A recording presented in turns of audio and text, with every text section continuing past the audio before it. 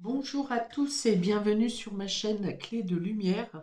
Je vous présente dans cette vidéo la guidance mensuelle pour les Sagittaires et ascendants Sagittaires pour le mois de mai. On va donc regarder quelles sont les énergies qui viennent à vous pour cette période.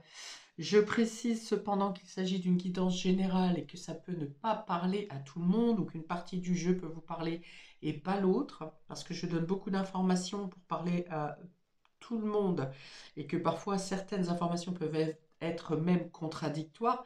Donc écoutez vraiment en conscience et ne prenez que ce qui a du sens avec votre situation.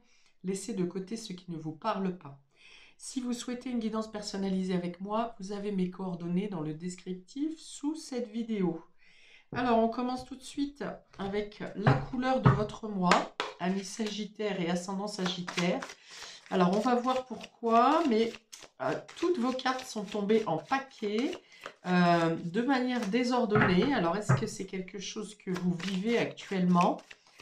Une notion d'être partout et nulle part, une notion d'être tiraillé, une notion d'avoir peut-être trop de choix ou trop de réflexion, trop de possibilités, et vous semblez peut-être un peu perdu. On va voir. Donc, quelle est la couleur de votre mois, amis Sagittaire et ascendant Sagittaire pour le mois de mai?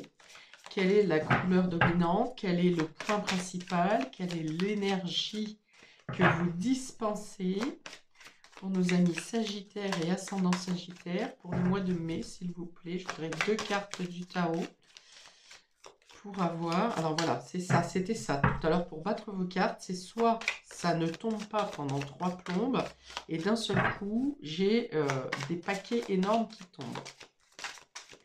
Alors peut-être que certains Sagittaires sont dans l'attente que quelque chose bouge, et d'autres sont déjà en train de saisir multiples opportunités. Ok. On a la carte de la saisie ici qui parle de feu. Donc le feu, c'est le dynamisme, c'est l'élan, c'est le fait d'aller de l'avant, d'avoir une illumination, une inspiration qui vous anime.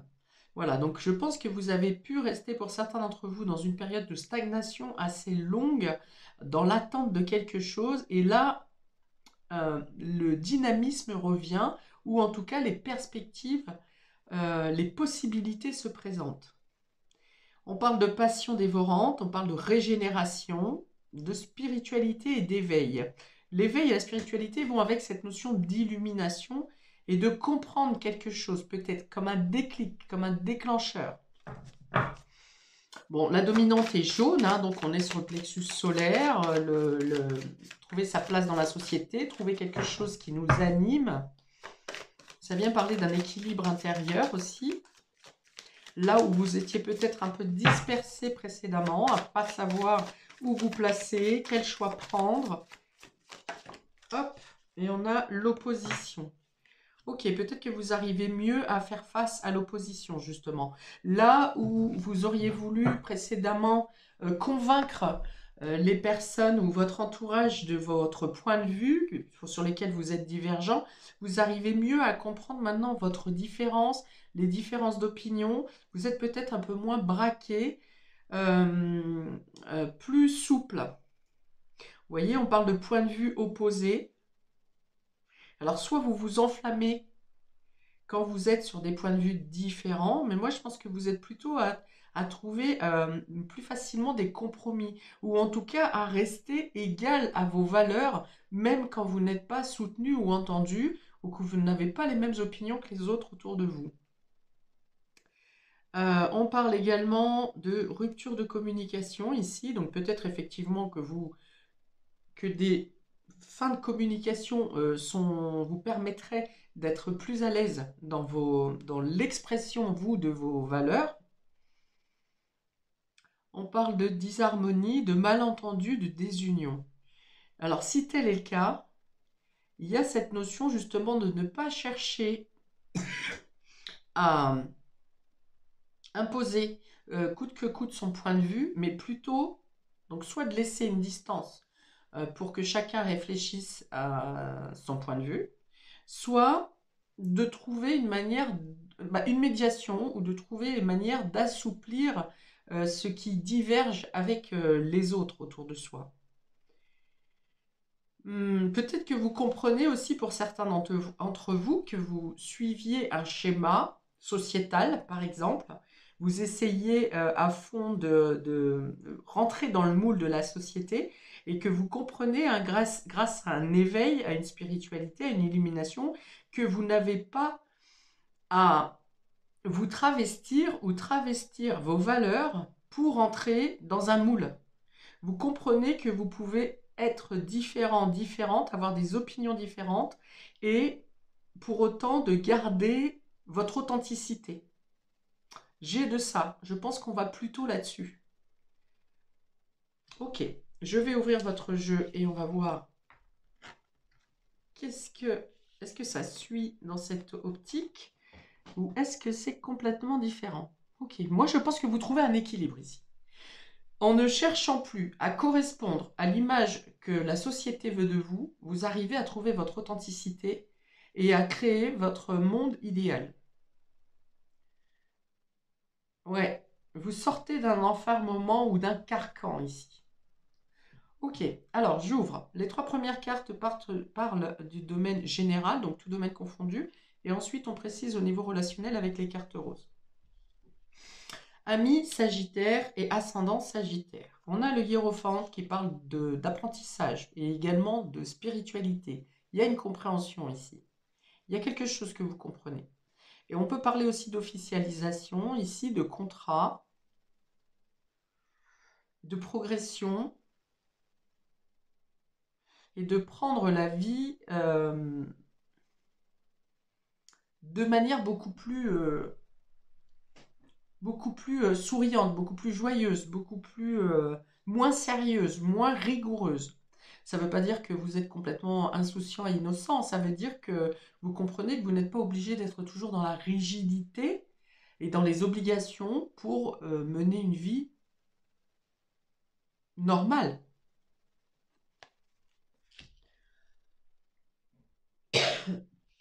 On a le 10 de coupe. Alors ici, c'est un accomplissement au niveau émotionnel. Voilà, vous vous retrouvez bien avec vos proches. Vous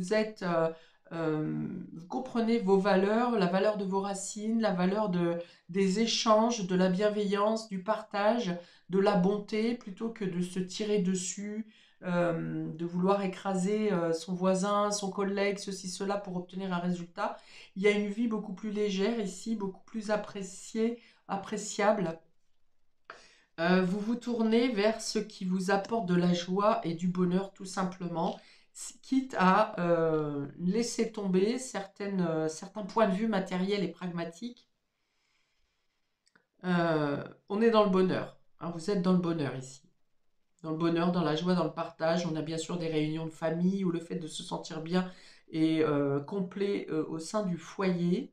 On peut avoir des cérémonies religieuses ici, des fêtes, des baptêmes, des anniversaires, enfin oui, des réunions familiales, mais également en lien avec des cérémonies religieuses, baptême, communion, mariage, puisqu'on a des officialisations au sein de la famille et du foyer. Le hiérophante, c'est aussi l'enseignant dans le sens où c'est quelqu'un qui a de l'expérience. Le fait de se référer à quelqu'un qui a de l'expérience dans un patriarche, voyez, ou une grand-mère qui a une grand-mère, enfin un ancien qui a des valeurs à vous transmettre, et ces valeurs seront plutôt de mettre en avant les valeurs du cœur plutôt que les valeurs financières et matérielles. Oui, j'entends bien un grand-père hein, ou une grand-mère dire ici, mais ne te soucie pas de quelques problèmes de détails qui viennent te pourrir la vie alors que tu as le bonheur est autour de toi et en toi et autour de toi. Ok, on a le cavalier de bâton qui est tombé inversé. Donc là, c'est effectivement quelqu'un qui est ambitieux, qui est dynamique, quelqu'un qui a du pouvoir, quelqu'un... Alors ça peut être une autorité professionnelle, par exemple, mais quand il est inversé, ça veut dire qu'il n'utilise pas bien ses qualités de manager. Donc peut-être quelqu'un de trop autoritaire, quelqu'un de trop ambitieux. Ici, inversé, ça revient à ce que je disais tout à l'heure, c'est-à-dire que hum, vous allez à l'essentiel. Vous savez que pour être heureux, pour euh, vivre une vie rêvée, votre vie rêvée, et ça n'est pas en courant après l'ambition ou en s'écrasant par rapport à une autorité. Cette autorité peut être un patron, elle peut être aussi un père ou un homme qui en impose trop, qui veut imposer son autorité. Et là, il y a une libération de ça. Donc, soit trop ambitieux, soit un patron, soit un père, soit un mari, enfin quelqu'un qui voulait vous contrôler ou qui voulait vous diriger en tout cas, vous manager. Et là, vous sortez de cette situation. Vous arrivez à relativiser. Vous arrêtez de courir dans tous les sens. Il y a l'idée vraiment de se concentrer sur l'essentiel ici, et l'essentiel est le cœur. Le cœur, le partage, la bienveillance, la communion avec les personnes qui vous entourent, même au niveau professionnel, hein. Ça peut être ici dans l'idée de se trouver en osmose au niveau de vos collègues, de votre équipe. Et l'union faisant la force, vous arrivez à contrer une personne qui cherche à être dominatrice au niveau pro, par exemple. Donc le bonheur, ça vous impose ici de sortir de la rigidité, de sortir d'une certaine soumission, de sortir des conflits. Alors, quand on me dit de sortir des conflits, c'est ne pas chercher à se disculper, c'est pas le mot que je cherche. Alors, se trouver des excuses ou à devoir se défendre. Toujours être dans l'obligation de devoir se défendre par rapport à des critiques, par rapport au fait que vous vous sentez, on vous fait sentir coupable d'une situation. Et, et vous avez besoin, enfin jusqu'à maintenant, vous avez eu besoin de vous défendre dans une situation en particulier, de trouver des arguments ou des choses comme ça, alors que vous n'avez pas à vous justifier. Voilà, c'est le mot. C'est comme si jusqu'à maintenant, vous aviez toujours besoin de vous justifier parce qu'on vous accusait de ci, parce que vous n'avez pas assez fait ci, vous avez trop fait ça, et vous étiez toujours en train de chercher, euh, oui, la justification pour vous sortir d'une situation. Mais là, vous comprenez que ça ne vient pas de vous et que vous n'avez pas à vous défendre d'une situation que vous n'avez pas commise. Il est là le message, enfin, c'est un des messages. Vous voyez, on est vraiment dans sortir de l'opposition ici. D'être avec la saisie, cette carte-là, excusez-moi, je m'étouffe. Avec la saisie, c'est l'idée de comprendre que vous êtes à votre juste place, que vous faites les choses comme vous devez les faire, bien, pas bien. En tout cas, vous émettez tout ce que vous pouvez dans les actions ou les choses que vous avez à faire. Et pour autant, vous aviez toujours à vous justifier ici. Il y a toujours quelqu'un qui venait vous contrer ou vous mettre dans une situation euh, oui, de culpabilité ou de vous dire que vous n'avez pas fait assez ci, pas bien ça. Et là, vous comprenez que tant que vous faites les choses avec le cœur, que vous faites les choses avec bon sens, de manière naturelle, euh, vous n'avez pas à être dans les conflits. Si vous ne répondez pas au conflit, vous vous extrayez tout seul du conflit. Voilà. Il y a l'idée de, quand quelqu'un vient nous agresser, vous nous attaquer, on n'est pas toujours obligé de répondre pour vouloir... quand on répond et quand on cherche à se défendre, ça veut dire qu'on donne raison à l'autre de nous culpabiliser. Si vous n'avez rien à vous reprocher, vous laissez simplement la personne dire ce qu'elle a à dire et elle se débrouille avec le pavé qu'elle a lancé parce que vous n'allez pas chercher à le rattraper. On a une reconnaissance aussi ici, peut-être au niveau professionnel, hein. Si tel est le cas, dans ce que je viens d'expliquer, vous avez une reconnaissance d'une personne au niveau supérieur de la personne qui vous critique ici, qui cherche à avoir une domination sur vous. Donc vous vous sentez protégé. Vous êtes protégé d'ailleurs.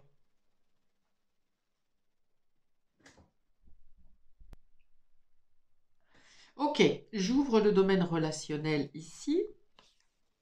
On a la gomme qui vient effacer, soit effacer le passé, soit effacer une action qui a été mal goupillée, on va dire. On continue. On a la curiosité ici. Donc, on peut avoir des contacts avec des personnes qui sont à distance ici sur les réseaux ou tout simplement WhatsApp, Skype pour des personnes de la famille qui sont à distance. Et on a le futur. Donc, il y a des projets ici, hein. Peut-être que si vous êtes en couple, bon, même si vous êtes célibataire, vous faites des recherches pour un projet d'avenir. Projet d'avenir en commun. Donc, avec le hiérophante, ici, on peut me parler de Pax ou de mariage. Et il y a l'idée de mettre en place, je sais pas, l'organisation, de faire des recherches par rapport à ça, mariage, Pax, vie en commun. Ouais, vous faites des recherches. Alors, soit vous contactez des membres de la famille hein, pour les invitations, par exemple, ou bien vous faites des recherches par rapport à ce projet d'avenir que vous avez en commun. Ça passe quand même par le fait d'effacer quelque chose, d'effacer une erreur, d'oublier quelque chose pour pouvoir repartir sur un nouveau départ plus solide, plus construit. Pour les célibataires, il y a l'idée de tourner la page sur une relation passée ou sur une blessure passée et d'être prêt à se réengager, de se mettre par exemple sur les réseaux sociaux, sur les sites de rencontres pour communiquer, pour échanger, avec une possibilité d'avoir une rencontre qui est stable ici, puisqu'on a déjà des projets d'avenir en commun. Donc, alors ça peut être que des rêves, hein, en tout cas, c'est quelque chose ici qui vous fait plaisir, même si rien n'est construit pour l'instant, mais en tout cas, ça vous met dans une sorte d'idéalisation de la personne que vous rencontrez, avec qui vous discutez. Alors pour d'autres, il peut y avoir des communications à distance aussi, ou des recherches que vous faites euh, pour, euh, pour être capable, pour être en capacité d'effacer une erreur qui a été commise, une erreur de votre part ou une erreur de l'autre personne ou d'une autre personne. C'est comme si vous allez chercher des confirmations que vous pouvez bien faire confiance à cette personne au final. Il y a l'idée de changer ses habitudes de vie aussi, que vous soyez seul ou que vous soyez en couple. Et il y a cette notion d'être curieux, de découvrir des personnes ou de faire des recherches pour des projets d'avenir. Il y a l'idée d'oser découvrir le monde. Alors peut-être que vous étiez plutôt euh, renfermé sur vous-même ces derniers temps, ou plutôt proche de la famille et de votre cercle proche. Et là, il y a comme un élan, un besoin d'aller vers l'extérieur. D'ailleurs, la carte de la saisie va aussi parler ici de nouvelles rencontres et de rencontrer des personnes qui nous ressemblent. De trouver une nouvelle passion, de nouvelles passions, ou de rencontrer des personnes passionnantes, des personnes qui nous éveillent, des personnes qui nous animent. Donc pour certains, il y a bien l'idée d'effacer une période de votre vie passée qui vous a laissé peut-être dans une certaine solitude. Ok, pour certains, on peut avoir un divorce qui est acté ici aussi, quelque chose qui vient mettre un point final à votre vie passée et qui vous, un peu comme si ça vous laissait, ça vous fait passer un portail qui vous laisse, qui vous amène vers votre nouvelle vie. D'où cette curiosité peut-être de découvrir et de dévorer le monde, d'aller à la quête d'autres façons d'être, d'autres façons de penser, d'autres cultures même peut-être pour certains. Alors oui, on a des échanges avec la famille à distance ici, hein, donc soit pour organiser des réceptions familiales, soit tout simplement avoir plus envie de contact, une période où vous aurez peut-être plus de contact avec la famille qui peut être éloignée. éloigné ou pas, hein, d'ailleurs, hein, parce qu'on peut être aussi au téléphone et puis prendre des nouvelles plus fréquemment de certains membres de la famille que vous n'avez pas eu depuis longtemps. Peut-être même avec des personnes, certaines personnes avec qui vous étiez coupé, parce que vous étiez en opposition pour une raison ou pour une autre. Et là, il y a l'idée de reprendre contact. Hop, mon stylo est tombé. Alors ici, ok. Il y a l'idée de pouvoir construire un nouveau futur ici, d'avoir de nouveaux projets parce que vous sortez de la domination de quelqu'un. Vous aviez peut-être des envies, des projets pour le futur. Qui vous ont été bloqués jusqu'à maintenant parce que vous étiez sous l'emprise de quelqu'un ou quelqu'un voulait diriger votre vie. Vous faisiez face au refus de quelqu'un. Ici, ça peut être un mari, un ex-mari, un père qui n'est pas d'accord avec vos choix. Si ça peut être une mère aussi, dans ce cas-là, c'est une mère qui a de la poigne, hein, qui est plutôt rustre. Et ici, vous sortez justement vous prenez vos décisions par vous-même. Et vous décidez de créer votre rêve et d'aller vers votre rêve et vers vos ambitions sans prendre en considération les freins. Il en était question depuis le départ, hein, de ne plus être dans l'opposition, de gagner en maturité et de savoir prendre vos décisions pour vous émanciper de quelqu'un ou d'une situation qui cherche à vous dominer, sous laquelle vous êtes sous emprise. Et de la même manière, ça vous fait sortir d'un sentiment de devoir toujours lutter. Ce même sentiment qui vous poussait toujours à devoir vous justifier également. Vous comprenez que vous ne dépendez plus, que vous êtes au volant, au gouvernail de votre bateau et que vos décisions ne dépendent de personne.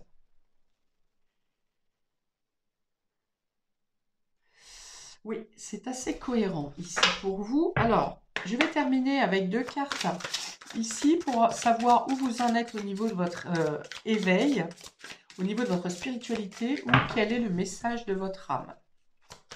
Pour nos amis Sagittaire et Ascendant Sagittaire pour le mois de mai. Je comprends du coup que les cartes soient tombées par paquet parce que vous avez été bloqué pendant un certain temps.